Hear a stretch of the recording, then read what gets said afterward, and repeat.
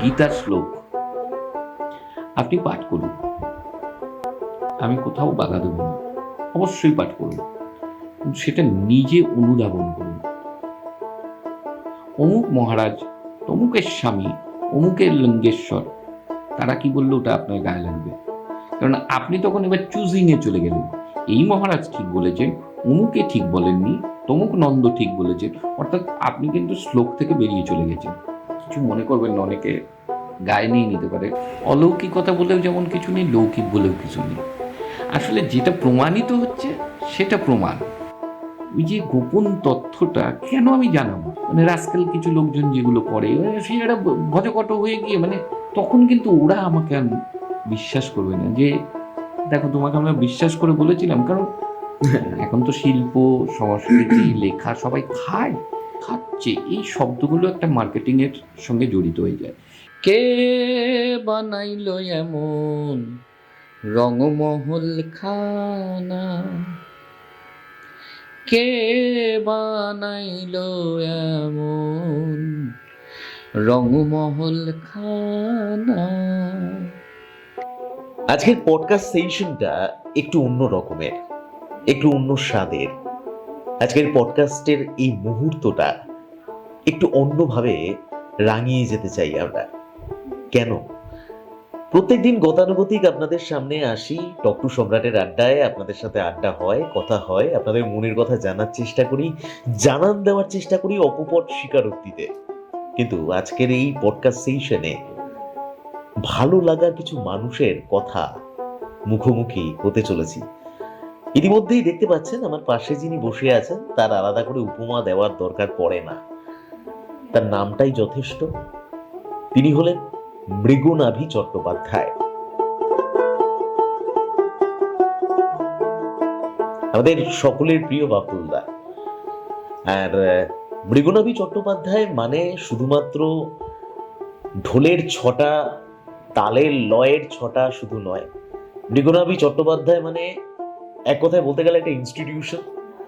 মৃগনাভি চট্টোপাধ্যায় মানে দেহতত্ত্বের গান। মৃগনাভি চট্টোপাধ্যায় মানে মাটির গান নিয়ে, আঞ্চলিক ভাষা নিয়ে, আঞ্চলিক গান নিয়ে পড়াশুনো। মৃগনাভি চট্টোপাধ্যায় মানে থিয়েটার। এই এক সবকিছু মিলিয়ে আজকে মৃগনাভি চট্টোপাধ্যায়ের অন্বেষণে, মৃগনাভি চট্টোপাধ্যায়ের সাথে আড্ডা দেওয়ার জন্য টক টু সম্রাটে পেজে মুখোমুখি মৃগনাভি চট্টোপাধ্যায়। মৃগদা, কেমন আছো? প্রথম আমি সবসময় ভালো থাকি।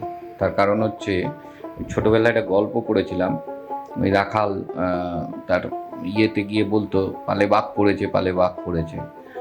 বললে ওই আশেপাশ থেকে সবাই ছুটে আসতো, এসে দেখতো কিছু নেই, ও হা হা করে হাসতো। একদিন সত্যিকারের বাঘ পড়েছে, সেদিন আর কেউ আসেনি।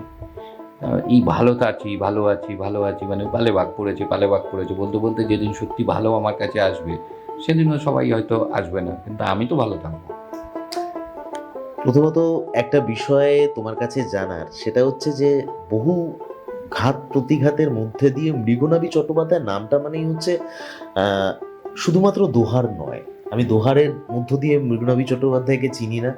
বহু বছরের সম্পর্ক তোমার সাথে, একদম অকপট স্বীকারোক্তি তোমার কাছ থেকে জানতে চাই। সেটা হচ্ছে যে এই যে দেহতত্ত্বের গান বা দেহতত্ত্ব নিয়ে বহু বছর ধরে একটা লেখালেখি, সম্প্রতি আপনাদেরকে একটু জানিয়ে রাখি, এই যে একটা নতুন বই মৃগনাভি চট্টোপাধ্যায়ের লেখা, গাজন, গাজন এবং গর্জন। মৃগদা, প্রথমত এই বইটার বিশেষত্ব একটু তুমি যদি বলো। প্রথমত এই যে নামটা, সারা জীবনে যে কোনো বইয়ের একটা নাম হয়, মানে আমরা যে সচরাচর বইগুলো পাই তাতে একটাই নাম হয়, এখানে তিনটে নাম আছে। কারণ অরিজিন যে বিষয়টা, সেটা আমি যদি নিচ থেকে ধরি তাহলে গর্জন, গাজন, গাজন। আবার যদি ওপর থেকে ধরি তাহলে গাজন, গাজন, গর্জন। তার মানে এটা যদি একদম প্রাচীন প্রস্তর যুগ হয়, তারপরে হচ্ছে নব্য প্রস্তর যুগ, তারপরে হচ্ছে প্রস্তর যুগ, মানে আমি এরকমভাবে যদি ধরি। আবার এটাকে যদি ধরি যে একদম অতীত, তারপরে বর্তমান, তারপরে হচ্ছে একদম স্থায়ী বর্তমান, এরকমভাবে নামটা আমি সিলেক্ট করেছি। আর এই বইটা আসলে এটা কোনো মানে তথাকথিত যেভাবে বাজারে বই বিক্রি হয়, এই বইটা কিন্তু বিক্রির থেকেও বড় জিনিস হচ্ছে এটা থেকে আমার জীবনের 32টা বছর উঠে এসছে। কারণ এই বইটার পেছনে আমার লেখাই আছে যে এই যে আমাদের প্রাচীন বাংলার, প্রাচীন বলছি মানে আমার বঙ্গদেশের, সবাই জানে যে বঙ্গদেশের চৈনিক সভ্যতা অর্থাৎ যেটা চর্যাপদ, তারও আগে তো বাংলার সভ্যতা ছিল। এবং এই যে নিগ্রোবটু সম্প্রদায় যেটাকে বলা হচ্ছে, মানে প্রাচীন পণ্ডিতরা বলছেন যে নিগ্রোবটু সম্প্রদায়, এই সম্প্রদায়েরই একটা ভাগ আমরা। সেখান থেকে এই গাজন কেন এলো এবং এটার মূল বিষয়ে যদি আমি যেতে যাই তাহলে দুটো শব্দ খুব আমি যারা দেখবেন তাদেরকেও জিজ্ঞেস করব এবং তোকেও জিজ্ঞেস করছি যে গঙ্গায় যে বড় জোয়ার আসে সেটাকে কি বলে? অবশ্যই সেটাকে বান বলি আমরা। বান বলে। আচ্ছা, এবার দেখবি কালা জাদু বা এই জাতীয় টোনা জাদু এইসব যেগুলো হয় তাতে বলা হয় না বান মারা। আচ্ছা, এরপরে হচ্ছে তীরের আরেকটা প্রতিশব্দ হচ্ছে বান, মানে আমি বলছি তীর ধনুকের একটা প্রতিশব্দ কিন্তু বান। তো হঠাৎ এই বান শব্দটা আমাকে হন্ট করেছিল যে বান কেন, বান মানে কি? এই খুঁজতে খুঁজতে আমি যেটা আবিষ্কার করেছি বলতে গেলে সেটা হচ্ছে যে আসামের তেজপুর, যেটা শোনিতপুর নাম, পুরনো প্রাচীন নাম শোনিতপুর, এবং সেই শোনিতপুর থেকে আমাদের কালিয়াগঞ্জ বা রায়গঞ্জের অংশ, এই টোটাল যে রাজ্য, মানে এই টোটালটাকে যদি একটা সুন্দর করে ম্যাপ আঁকা যায়, সেটাও আমার এই বইতে আছে। তাহলে এই রাজ্যটার যিনি অধীশ্বর ছিলেন তিনি হচ্ছেন রাজা বান। এবং আমাদের যারা প্রত্নতত্ত্ব বিভাগ তারা এই জায়গাটা খুঁড়তে শুরু করেছিলেন। খুঁড়তে গিয়ে যেটা হয়েছে যে এখানে প্রাচীন মানে কাষ্ঠ যুগ থেকে শুরু করে বর্তমান যুগ এই অবধি পুরো সভ্যতাটা পরে স্তরে স্তরে স্তরে স্তরে রয়েছে, যেটার কোনো ইতিহাস এখনো অবধি ভারতবর্ষে ছাপা হয়নি। এবং অদ্ভুত বিষয় হচ্ছে যে এই জায়গাটা খনন কার্য বন্ধ করে দেওয়া হয়েছে। কেন করা হয়েছে, কি কারণে করা হয়েছে কেউ জানে না। আমি বহু চেষ্টা করেছি যে এটা কেন বন্ধ করা হয়েছে। তা এই বইটা এইটুকুই বলবো যে যারা বইটা এইটাতে কৌতূহল হবে তারা বইটা সংগ্রহ করতে পারেন, কারণ এর মধ্যে কিন্তু অনেক লুক্কায়িত ইতিহাস, যেগুলোকে আমরা অনেক সময় মিথ বলি না, এই মিথটা আসলে অনেকটা ওই অ্যালোপ্যাথি ওষুধের মতো। এবার যদি জেনারিক হিসাবে ধরি তাহলে দেখা যাবে এই আছে এই আছে এই আছে এই আছে, তার সঙ্গে এবার দেখা যাচ্ছে যখন কোম্পানি হচ্ছে, মানে ওই ওষুধটার অন্য নামে যখন আমার কাছে আসছে, তখন দেখা যাচ্ছে যে আমি তখন আর জেনারিকে যেতে যাচ্ছি না, আমি ওষুধটা পেয়েছি খেয়ে নিলাম। তা আমাদের ইতিহাসটা ওই রকম হয়ে গেছে, অ্যালোপ্যাথি ওষুধের মতন, লোকে পাচ্ছে আর গিলে ফেলছে। কিন্তু তার জেনারিকটা যদি না জানি তাহলে একটা সময় পরে ওটার সাইড এফেক্ট হবে। এই যে ওষুধের সাইড এফেক্ট জেনারিকে বলে দিচ্ছে, তা আমি ইতিহাসটা না জানলে আমার বাংলা সম্পর্কে, আমার বাংলা ভাষা সম্পর্কে, আমার বাংলা সংস্কৃতি সম্পর্কে, আমার বাংলার ঐতিহ্যের সম্পর্কে এবং আমার বাংলার প্রাচীনত্বের সম্পর্কে আমরা কিচ্ছু জানবো না।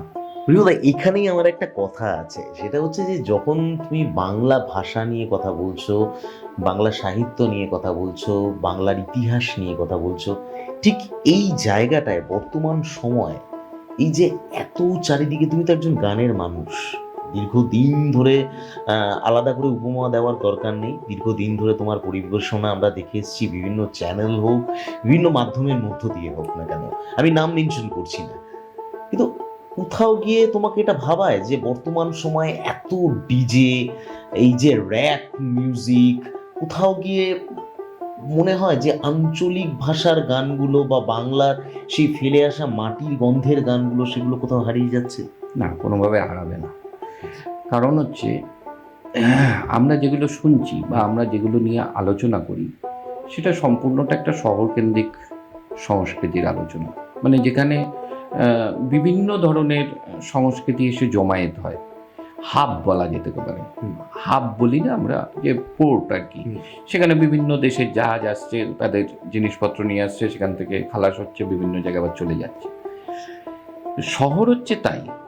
আর শহরের যারা বসবাস করছে, আমরা যারা শহুরে বলে নিজেদেরকে খুব আধুনিক সভ্যতা গর্বী এসব বলে যারা আমরা নিজেরা খুব সন্তুষ্টি বিধান হই, তাদের যদি অরিজিন, যে বললাম জেনারিক যদি খোঁজা যায়, দেখা যাবে তার কোনো না কোনো একটা পুরুষ এই গ্রামের থেকেই উঠে এসছে।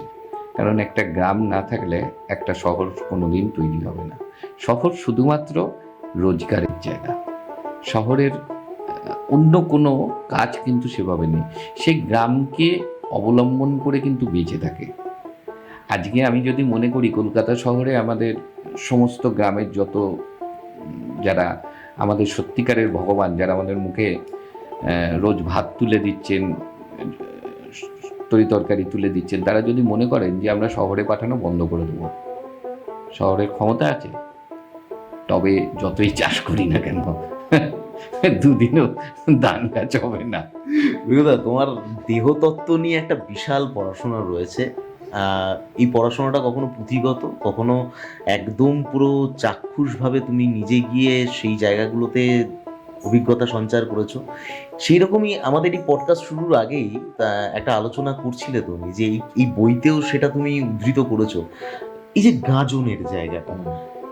আমরা তো কোথাও দেখেছি এখানে আঘড়ি নৃত্য, আমরা দেখি কোথাও বেনারসে গেলে পরে মাসান হোলি একটা দেখি, কিন্তু এই যে আমাদের গাজন, এই গাজনটা আমাদের বাংলার একটা সংস্কৃতি। এই গাজনটা কিন্তু অনেকেও জানে, কিন্তু অনেকে স্পষ্টভাবে কারো কাছে স্পষ্ট নয়। যে তুমি যেটা বলছিলে, একটা গায়ে কাঁটা দেওয়ার মুহূর্ত, যে হঠাৎ করে একজন ভট পড়লো, বা এই অলৌকিক দৃষ্টান্ত তোমার ক্ষেত্রে তুমি দেখেছো, ঘটেছে, এটা তো স্বাভাবিক।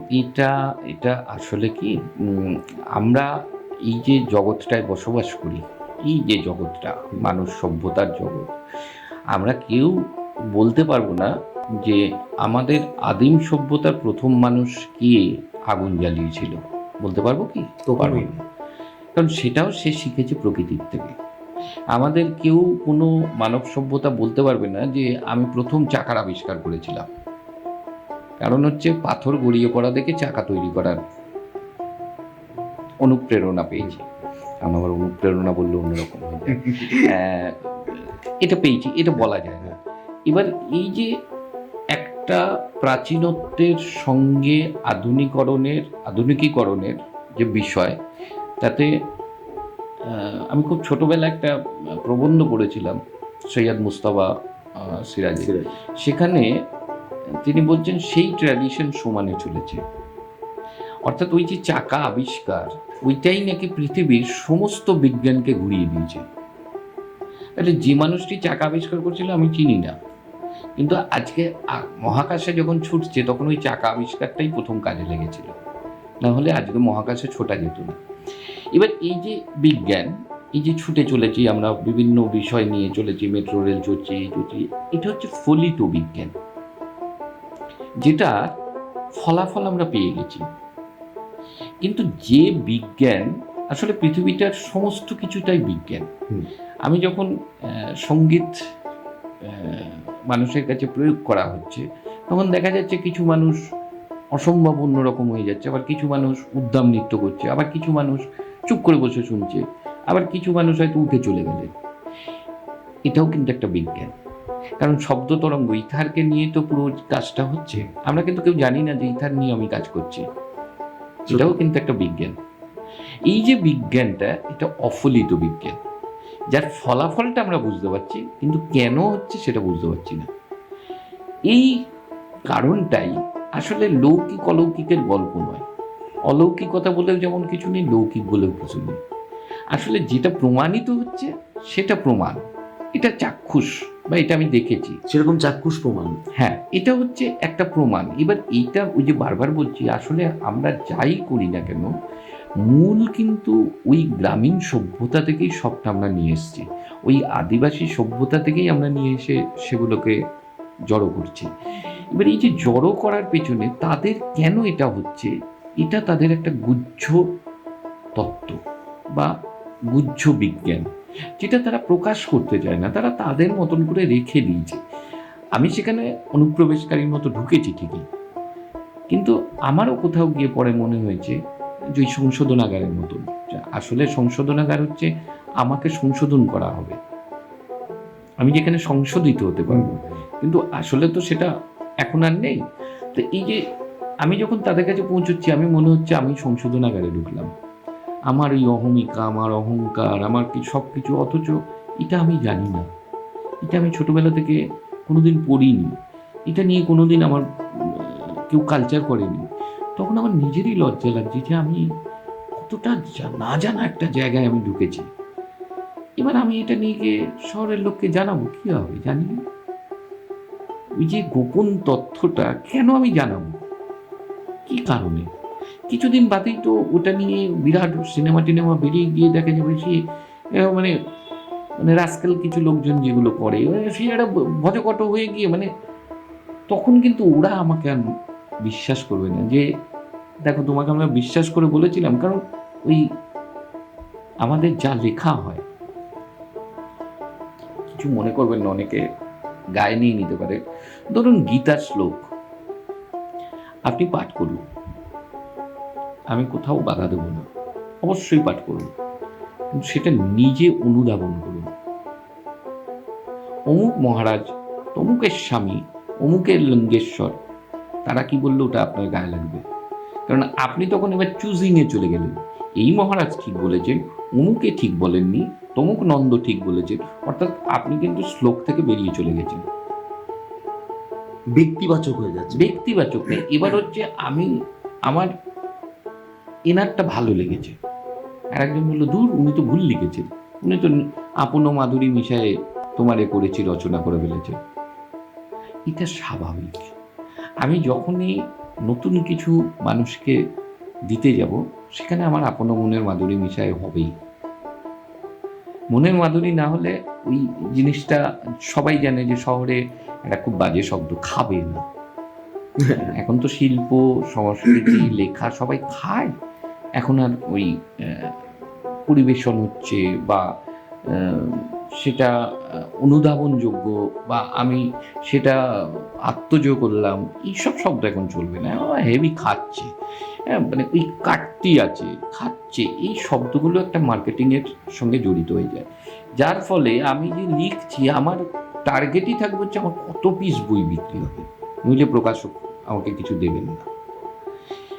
এটা করতে গিয়ে কী করেন, ওই যে গুহ্য তত্ত্বটা আমি তাকে হয়তো বলেছি, সে ওটার সঙ্গে আরও কিছু রসিয়া মানে সুন্দর করে আলুর দম বানিয়ে সেটাকে এমন প্রকাশ করলেন যে সেটা নিয়ে যে যিনি সিনেমা করলেন তিনি আরও তার মধ্যে রস ঢেলে দিলেন। হ্যাঁ, আলুর দম ওটা পাক হয়ে গিয়ে এটা কি গিয়ে দাঁড়ালো আর কি। এবার যে সত্যিকারের একটু আলুর তরকারি বানিয়েছিল সে ভাববে এটা কি হলো, আমি তো আলুর তরকারি করতে চেয়েছিলাম, আলুর তরকারি পরিবেশন করতে গেছি, কি পরিবেশন হচ্ছে। এই যে এটা মিশ্রিত করে একটা মাধুরী মিশে ভালো, কিন্তু সবটাই ভালো নয়। ওই জন্য আমি কিছু কিছু জায়গায় নিজেকে খুব রেস্ট করে দিই, না এটা বলবো না, এটা বলাটা অন্যায়, এটা আমি নিজে বুঝে যাই এবং সেই জায়গাটাকে আমি পুরো পাঁচিল তুলে দিই। কিছু জায়গায় যেমন তোমার চাক্ষুষ উপলব্ধি হয়েছে কাজন দেখতে গিয়ে, গায়ে কাটা দিয়েছে ভয়ঙ্কর। মানে আমি বলতে চাই কি, ওই যে গাছটায় ঘোরে সেই গাছটা একটা পুকুরে চোবানো থাকে, আবার অনেক জায়গায় গাছ কেটে নিয়ে আসা হয়, এটা বিভিন্ন রকম তার তরিকা আছে বা পথ আছে। এবং যিনি মেন পুরোহিত হন, মানে আমি 4-5 জন পুরোহিতের সঙ্গে মূল মানে সন্ন্যাসী বাবা যাদের বলা হয়, যারা বংশ পরম্পরায় নয়, কিন্তু এদের এই একটা সুবিধে, মানে ব্রাহ্মণ হলেই তার সন্তান ব্রাহ্মণ হবে এরকম নয়, ওখানে কিন্তু সন্ন্যাসী বাবা আর একজনকে তৈরি করে দিয়ে যাবে, সে আবার পরে মানে এ মারা গেলে উনি সন্ন্যাসী বাবা হবেন। হ্যাঁ, সেটা কিন্তু কে হবে কেউ জানে না, এবং ওই যে নিয়ম কানুন যা যে শিখতে পারছে ভালো করে সেই কিন্তু হতে পারবে, ও ছাড়া কেউ হবে না। আমার যিনি, আমি বর্ধমানের কথা বলি, তিনি অরিজিনালি পুলিশের লাশ কাটা ঘরের ভ্যান চালক, মানে ওনার কাজ হচ্ছে সারা বছর ধরে ওই যত মানুষ আত্মহত্যা করছে, রোড অ্যাক্সিডেন্টে মারা যাচ্ছে, তাদেরকে নিয়ে আসা হয় এবং তিনি খুব শান্ত সমাহিতভাবে ওই কাজটি করেন। এবং আমি ওনাকে জিজ্ঞেস করেছিলাম যে এই যে আপনি নিয়ে আসেন, মানে আপনার তো খারাপও লাগে, বাড়ির লোকেরও? বলছে হ্যাঁ, বাড়ির লোকেরও খারাপ লাগে। আর দেখুন, আমাকে এটা করতে গেলে আমাকে একটু নেশা ভাঙ করতে হয়, কারণ অনেক সময় অনেক দেহে প্রচুর গন্ধ হয়। হ্যাঁ, তা আমি মনে করি আর কি, যে ওই যে মানুষটি চলে গেছেন, তারও তো এইটুকু প্রাপ্তি থাকা উচিত, এইটুকু প্রাপ্য তো তার থাকা উচিত যে আমি তাকে ভ্যানে করে সুন্দর করে নিয়ে এসে ঢুকিয়ে দেবো। চেষ্টা করি আর কি। তাহলে ওইটা একটা কাজ। আর আপনি যখন এই সন্ন্যাসী বাবা হিসেবে 1 মাস ধরে কাজ করছেন, বলছে দেখুন, ওটা হচ্ছে আমার সারা বছর ধরে আমি দেবতাকে স্মরণ করি, আর এই একটা মাস আমি দেবতার সঙ্গে উপবাস করি। না, আপনি সারা মাস উপবাস করেন, মানে উপোস করে থাকেন? বলছে না, উপবাস করি, আমি তার নৈকট্যে বসবাস করি। এই মানুষটাকে আমি ভ্যানওয়ালা বলে, বা ওই কি বলে, আমরা যাদেরকে কি বলি যেন একটা ওই চলতি বাংলায় শব্দ আছে, চন্ডাল ফন্ডাল এইসব বলে দিই, হ্যাঁ, ডোম, চানাল, এরা হচ্ছে ওই রকম আর কি। কিন্তু তার যে মানসিকতা, আমার মনে হয় অনেক উঁচু ঘরের মানুষেরও মানসিকতাটা নেই। সে যে কাজটা এখান থেকে করে, আমরা অনেক সময় কাজ করতে গিয়ে এখান থেকে কাজ করতে পারি না। তুই বুকে হাত দিয়ে বল না, সব কাজ কি তুই এখান থেকে করতে পারিস? কখনই পারিনি, কখনই পারি। কিন্তু সে পারে। সে সারা বছর ধরে ওই কাজটা করে যাচ্ছে, এবং ওই 1 মাস ধরে তার সঙ্গে যারা থাকে তাদেরকে তিনি সন্তানের মতো আগলে রাখেন।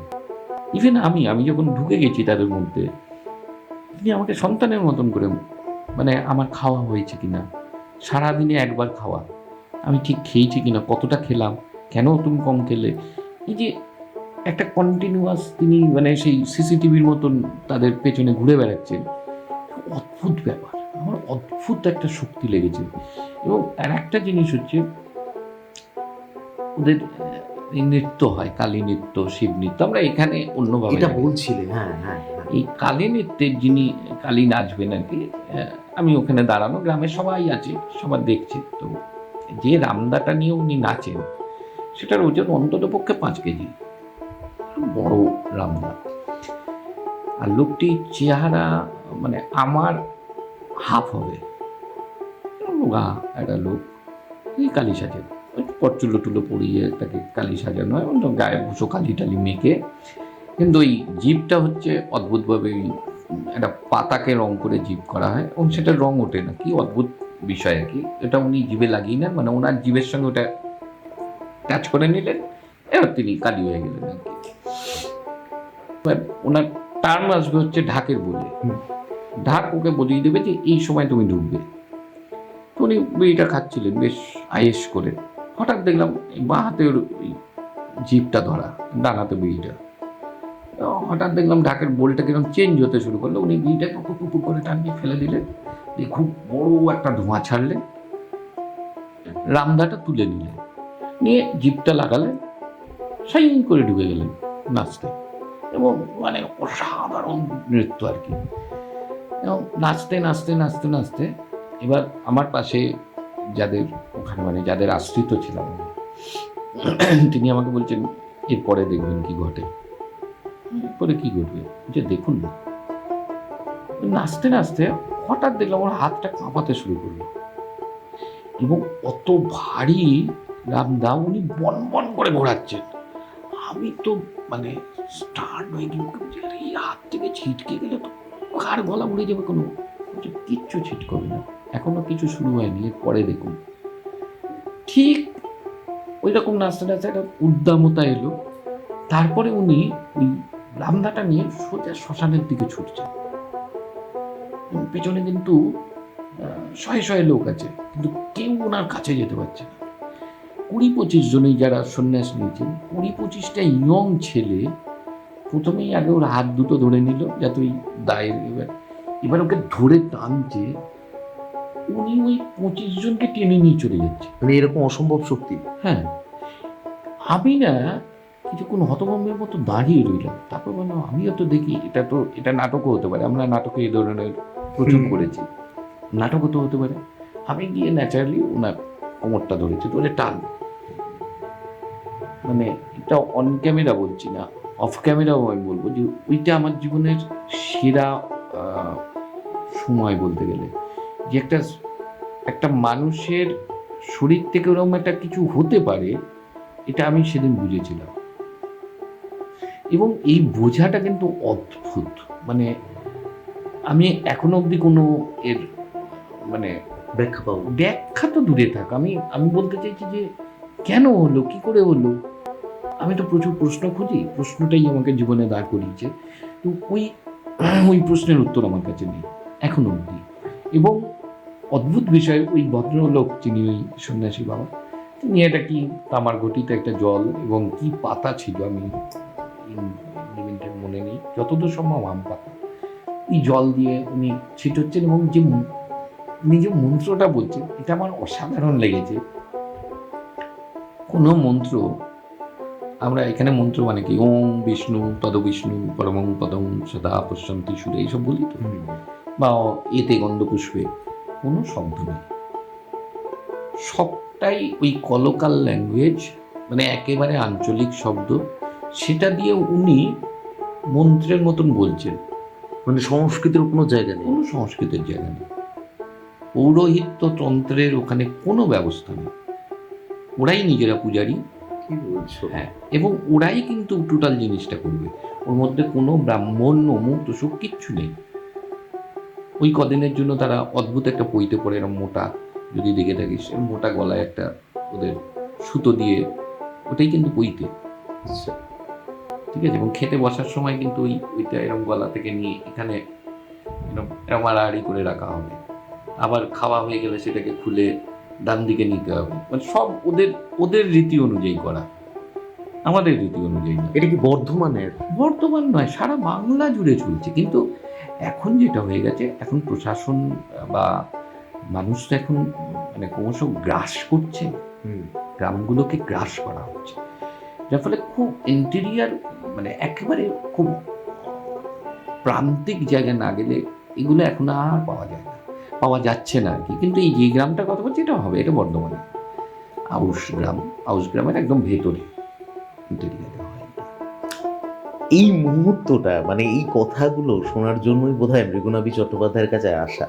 আর সত্যি কথা বলতে গেলে এই বিষয়গুলো আরো বিশদে জানতে গেলে আমাদের এই এপিসোডটা একটাতে শেষ হবে না, কারণ আমরা জানি যে মৃগনাভি চট্টোপাধ্যায় এমন একজন মানুষ যে আমাদের এই পডকাস্টটা যারা দেখবেন, এরপরে দেখার পর রিকোয়েস্ট অবশ্যই থাকবে মৃগনাভি চট্টোপাধ্যায়ের পরবর্তী পডকাস্টের জন্য। মৃগদা, আমি এই বিষয়টা, এই অলৌকিক ক্রিয়া বা এই বান, এই সম্পর্কে তো তোমার, আমি ব্যক্তিগতভাবে জানি তোমার প্রচুর অভিজ্ঞতা আছে এই জায়গাতে। আমি একটু সঙ্গীতের জায়গাতে আসি। ভালো, মৃগনাভি চট্টোপাধ্যায় দোহার, জি বাংলা সারেগামাপা, তার আগে পরিচিতি হচ্ছে দোহার। দোহারে মৃগনাভি চট্টোপাধ্যায় কত বছর হলো? 21 বছর। 21টা বছর। কি দোহারের বলবে? 27, দোহারের 27, আমার 21 না 22 চলছে, দোহারের 27 বছর। 27টা বছর। এই মুহূর্তে দাঁড়িয়ে কি মনে হয়? না, এটা মনে হওয়ার কিছু নেই। আসলে একটা সময় তো পশ্চিমবঙ্গে তখন ব্যান্ড কালচার বলে যে একটা কালচার এসেছিল, এটা কিন্তু বাংলাদেশে এখনো আছে। এবং বাংলাদেশ থেকে এই কালচারটা আমাদের মধ্যে ঢোকে। আমরা সবাই জানি এটা ইউরোপিয়ান কালচার, একদম নয়। বাংলা গানের, বাংলা ব্যান্ড ব্যাপারটা কিন্তু মহিনের ঘোড়াগুলি থেকে শুরু। গৌতম চট্টোপাধ্যায় প্রথম হাতে ধরে দেখিয়ে দিয়েছিলেন যে এই ধরনের গান বাজনা করা যায়। নগর বাউল, যে কারণে উনি নিজেকে নগর বাউল বলতেন, এবং এটা সঠিক শব্দ আমার মনে হয়, যে নগরে থেকেও আমি একটা অন্য কিছু ভাবনা লিখছি, যেটার মধ্যে হয়তো কোথাও যেটা গ্রামীণ তথ্য বা গ্রামীণ তত্ত্ব, সেটা আমার মধ্যে আছে, কিন্তু শহর কেন্দ্রিক। কবে তোমার আসবে টেলিফোন, মানে আমরা বলছি খুঁজে পাচ্ছি না। একজন বাউল বলছেন যে আমি কোথায় পাবো তারে, আমার মনের মানুষ জেরে। আর গৌতম চট্টোপাধ্যায় বলছেন কবে তোমার আসবে টেলিফোন। ব্যাপারটা কিন্তু কোথাও গিয়ে এক লিঙ্কেজ। হ্যাঁ, মানে উনি ওনার সময় টেলিফোন নেই, হ্যাঁ। বা উনি টেলিফোনের বিষয় জানেন না, উনি জানেন এখানেই সব আছে। আর গৌতম চট্টোপাধ্যায় যেটা লিখছে ওইটা কিন্তু অরিজিন টেলিফোনের কথা বলছেন না, উনি এখানের কথা বলছেন, যে এইখানের সঙ্গে কোথায় জোড়াটা পড়বে, ক্রিং ক্রিং করে এখানে বাজবে। কোথাও কি বিশ্বকবি রবীন্দ্রনাথ ঠাকুরের গানের মতো একটা মিল রয়েছে। বিরুদা, একটা বিষয় সেটা হচ্ছে যে তোমার কাছে এটা স্বীকৃতি তো মৃগনাভি চট্টোপাধ্যায়, বাপ্তুলদা প্রচুর পেয়েছে।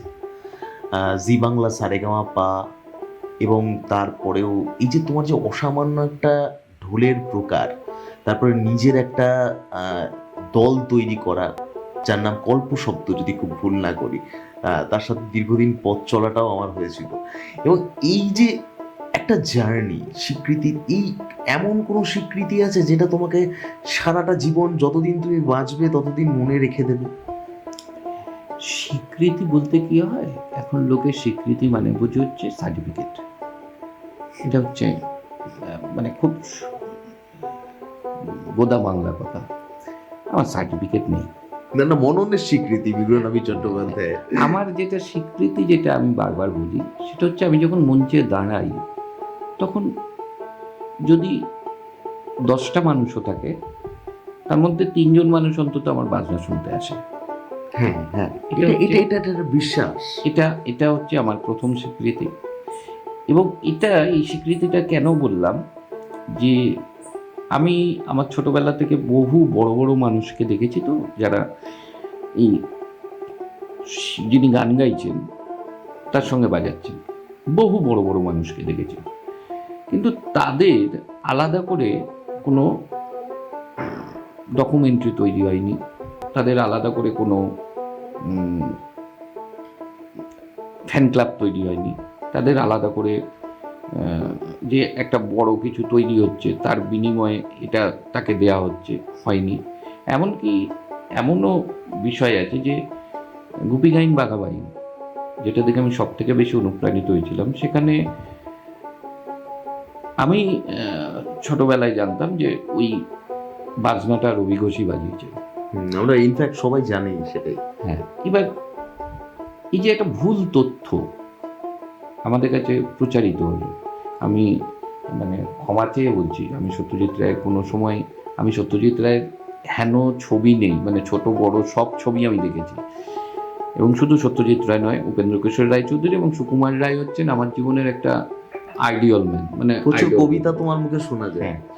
এবার এই জায়গায় দাঁড়িয়েও আমি সত্যজিৎ রায়ের বিপক্ষে কথা বলে একটাই বলছি যে সব ঠিক আছে, আমি সবটা মেনে নিলাম, কিন্তু গুপির গানে নবাগত অনুপ ঘোষাল অব্দি যখন এলো, তাহলে বাঘাবাইনের নামটা কি দেওয়া উচিত ছিল না?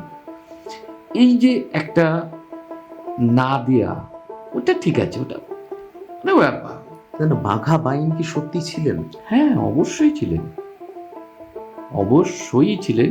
এবং এটা নিয়ে প্রচুর বিতর্ক আছে, কে বাজিয়েছিলেন, কেন বাজিয়েছিলেন, কোথায় বাজিয়েছিলেন, এটা বিস্তর গল্প। আমি এখনো সত্য ঘটনা জানি না ওখানে কে কে বাজিয়েছেন, কিন্তু আমি এটুকু বুঝেছি গুপি গাইন বাঘাবাইনে যিনি বাজিয়েছেন তিনি কখনোই হীরক রাজার দেশে বাজাননি, কারণ হাতের স্ট্রোক কথা বলে। আবার আর যখন এটা তুমি সব থেকে বেশি ভালো বুঝবে, কারণ বাংলা ঢোলটা নিয়ে তোমার। হ্যাঁ, ওই কাজ করে পড়ার সুবাদেই বলছি যে আবার যখন গুপি বাঘা ফিরে এলো হ্যাঁ। হচ্ছে, তখন কিন্তু যে স্ট্রোক বাজছে সেটা কিন্তু গুপি গাইন বাঘাবাইনের স্ট্রোক আর নয়।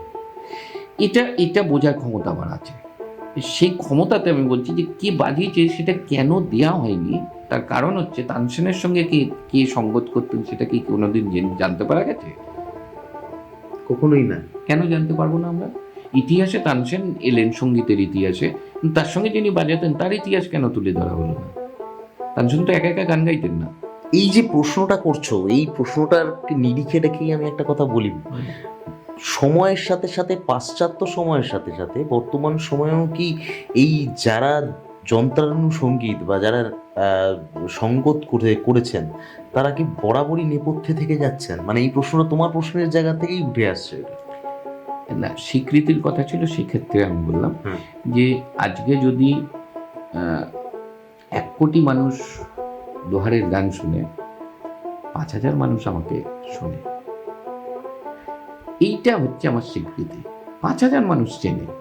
মানে এখনো আমি যখনই মঞ্চ থেকে নামি, অনেকের ভালোবাসা পাই, অন্যরকম একটা উষ্ণতা পাই, এটাই আমার স্বীকৃতি। এবার এই যে যে বিষয়টা বললি, এটার পেছনে দুটো কারণ আছে। একটা হচ্ছে আমাদের ভারতীয় সঙ্গীতের 3টে জিনিস নেই। নাম্বার 1, সংরক্ষণ নেই। 2 নম্বর, সঠিক পদ্ধতি নেই। 3 নম্বর, সঙ্গীতের এইটাই কিন্তু অকপট স্বীকারোক্তি। এই কথাগুলো শোনার জন্যই মৃগনাভি চট্টোপাধ্যায়ের কাছে আসা, যে এই যে যারা আশাহত হয়ে পড়ে যে আমি গান গাইতে যাচ্ছি, হঠাৎ করে কেউ বলে একটু গেয়ে দিস তো আমাদের পাড়ায়, আমাদের মঞ্চে, এই জায়গাটা কোথাও গিয়ে একটা এটা চিরকাল ছিল, এখনো আছে, ভবিষ্যতেও থাকবে। এটা নিয়ে ভেবে গান বাজনা করা যাবে না, কারণ আমার ডেস্টিনেশন মঞ্চ নয়। যারা গান বাজনা করে তাদের ক্ষেত্রে যদি আমাকে কিছু বলতে বলিস, তাহলে আমি একটাই কথা বলবো, সঙ্গীতকে তুমি যদি 10 মিনিট সময় দাও, সঙ্গীত তোমাকে 1 ঘন্টা দেবে। তুমি যদি সঙ্গীতকে 1 ঘন্টা সময় দাও, সঙ্গীত তোমায় 24 ঘন্টা দেবে। মৃগদা, একটা সত্যি কথা বলো, এতগুলো বছর হলো তোমাকে আমরা দেখছি, জানছি, এই যে মঞ্চে যখন তুমি ঢোল বাজাও, একটা অদ্ভুত একটা মাদকতা চলে। আমরা আমরা ব্যাক স্টেজ বলো, যেখানেই বলো না কেন, তুমি আমরা যখন অডিয়েন্সে বসে আছি, দর্শক আসনে বসে আছি, তোমাকে দেখছি, তোমার মধ্যে একটা অদ্ভুত এমন একটা শক্তি উপস্থিতি করে, মানে একটা একটা অসাধারণ একটা ভাইবস চলে।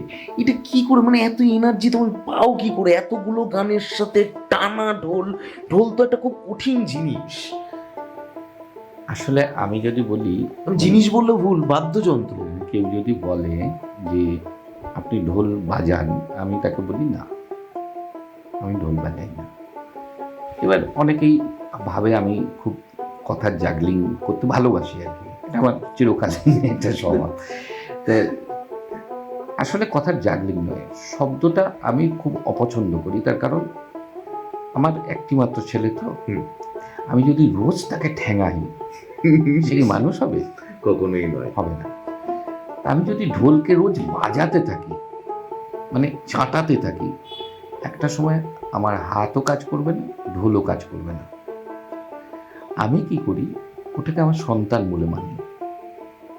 আমার ছেলে যেমন আমার একেবারে রক্তের সন্তান, ওই ঢোল, ঢাক, ধামসা, মাদল, কারা না কারা, ডাফ, ডুবকি, একতারা, দোতারা, বা যে কোনো বাংলার আদি যন্ত্র যেগুলো, এগুলো আমার কাছে এক একটা সন্তান। এবং তাদেরকে আমি যদি আদর করি, বাবা একটু বাংলা, বাবা একটা কবিতা বলে দে বাবা, বললে কি হয়, তার ইচ্ছে না থাকলে আচ্ছা বাবা বলেছে বলে দিলাম, তোমার বেলা করে গাড়ি বোঝাই করে চলতে গাড়ি বলে তাকাবে। এবারে আমি পাশ থেকে ফোরন কাটা বললাম, গাড়ি চালাবে, হ্যাঁ গাড়ি চালাবে বলতে পারবে না, বলবে।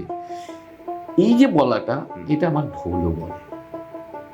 ফলে আমি তার গায়ে কখনোই চাপড় মারি না, তাকে আমি আদর করি, আঙুলগুলো দিয়ে আদর করি, যার ফলে সে ওই আদরটা যারা সামনে বসে থাকে তাদেরকে থ্রো করে দেয়। এটাকে মাদকতাও বলতে পারো, এটাকে যোগের একটা হিপনোটিজম বলতে পারো। যদি অকপট শিকার বলি, তাহলে বলবো যে মানে এটা খুব কম জায়গাতেই আমি বলেছি অকপট বলছি। একদম। আমি যখন মঞ্চে উঠি, আমি খুঁজে নিই, প্রথম গানেই হোক বা প্রথম তাকানোই হোক বা যা কিছুতেই হোক, আমি দুটো চোখ খুঁজে নিই, দুটো চোখ সামনের, অত মানুষের মধ্যে থেকে তো আমি ঠিক দুটো চোখ খুঁজে নিই। এবং ওই দুটো চোখে আমি যখন হিপনোটিজম করি, ওই দুটো চোখ আমাকে বলে দেবে আর সব চোখ কি করতে চাইছে। এবং ওই দুটো চোখ আমি যতক্ষণ মঞ্চে থাকবো সেখান থেকে উঠবে না। এটার মধ্যে কিন্তু কোনো তন্ত্র মন্ত্র যাগ যজ্ঞ কিচ্ছু নেই। এটা হচ্ছে মন টু মন একটা ইথার পাঠানো। সে যতই চেষ্টা করুক, আমি যদি তাকে ওই বাজনার ইথারে আটকে দিতে পেরেছি, আমি বুঝে যাবো আমার বাজনা ঠিক আছে কিনা। এটা অডিয়েন্স পালস বিট। এক্স্যাক্টলি তাই, কিন্তু ওটা একজনের থেকে আমি সবার মধ্যে ঢুকিয়ে দিই। হয়তো দেখা গেল প্রথম গানে সবাই গান শুনে হাততালি দিচ্ছে, আর উনি বাজনার পরে হাততালি দিচ্ছেন। এই যে উনি যে পালস বিটটা দিতে শুরু করলেন, এটাই কিন্তু আস্তে আস্তে ছড়িয়ে যাবে।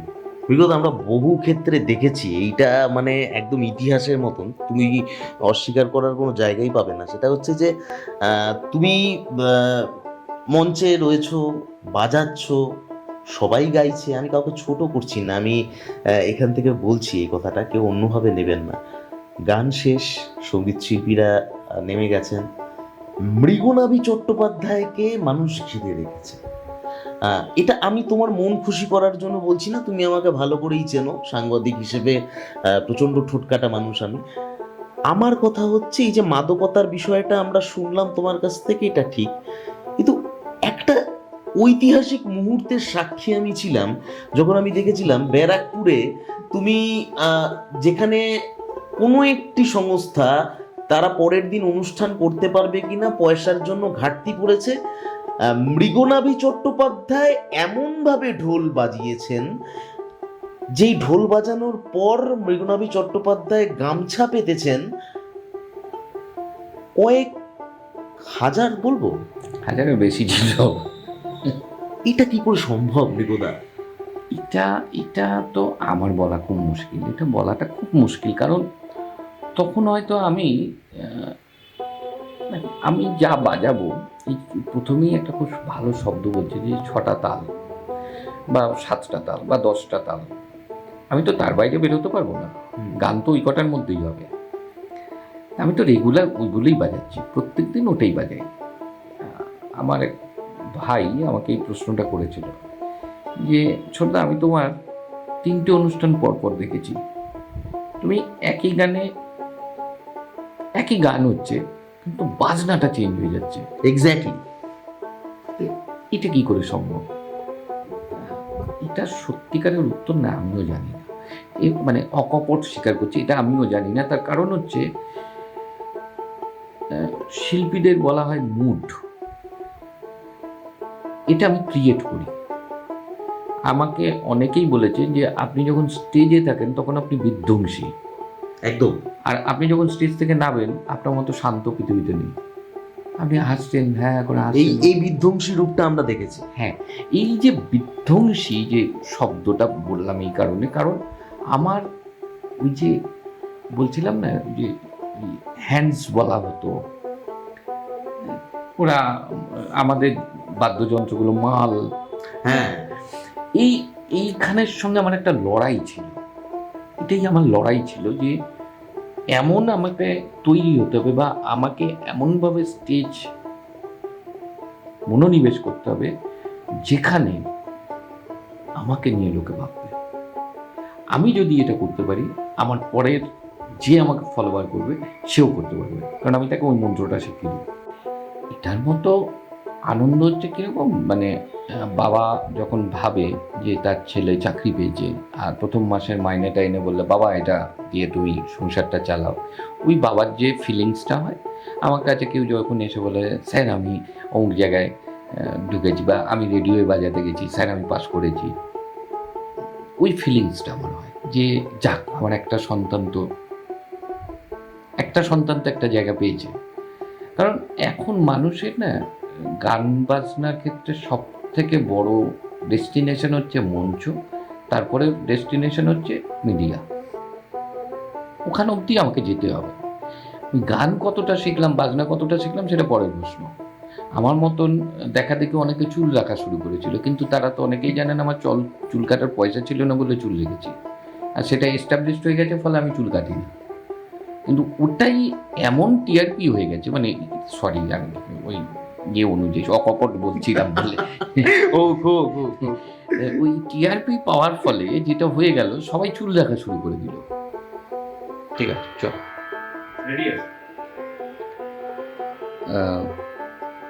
আমার আসলে ঢোলের গলা, অসাধারণ আমার গলা, শুনে ভয়ে কেঁপে যাবেন না। ওই দেহতত্ত্ব এইসব নিয়ে খুব বলছিলি তো। আসলে এই প্রশ্নটা আমার নয়, এটা প্রশ্নটা লালন করে গেছেন। কে বানাইলো এমন রঙমহল খানা, কে বানাইলো এমন রঙমহল খানা, হাওয়া দমে দেখো তারে, ওরে হাওয়া দমে দেখো তারে, আসলে বেনা, কে বানাইলো এমন রঙমহল খানা, ওরে কে বানাইলো এমন রঙমহল খানা, বিনা তেলে জলে বাতি, বিনা তেলে জ্বলছে বাতি, দেখতে যেন মুক্তামতি, বিনা তেলে জ্বলে বাতি, দেখতে যেন মুক্তামতি, জলময় তার চতুর্ভীতি, ওরে জলময় তার চতুর্ভীতি, মধ্যে থানা, কে বানাইলো এমন রঙমহল খানা, ওরে কে বানাইলো এমন রঙমহল খানা, তিল পরিমাণ জায়গা সেজে, হদ্দরূপ তার সবার মাঝে, তিল পরিমাণ জায়গা সেজে, হদ্দরূপ তার সবার মাঝে, বোবাই দেখে, বোবাই কয় আদলায় দেখে, বোবাই কয় আদলায় দেখে, ল্যাংড়ার নাচে না, কে বানাইলো এমন রঙমহল খানা, ওরে কে বানাইলো এমন রঙমহল খানা, ও কে বানাইলো এমন রঙমহল খানা। আমি জানি এই এপিসোডটা খুবই স্পেশাল, প্রথমেই বলেছিলাম, কারণ এর পরে আর কোনো কিছু কথা হতে পারে না। আর আগামী এপিসোডের জন্য টক টু সম্রাটের পর্দায় পেজে চোখ রাখুন। আর আজকের এই ভিডিওটা ভালো লাগলে লাইক আর একটু ছোট্ট সাবস্ক্রাইব করে দেওয়া, আর নিজের প্রিয় বন্ধুদের কাছে শেয়ার করা। ভালো থাকুন।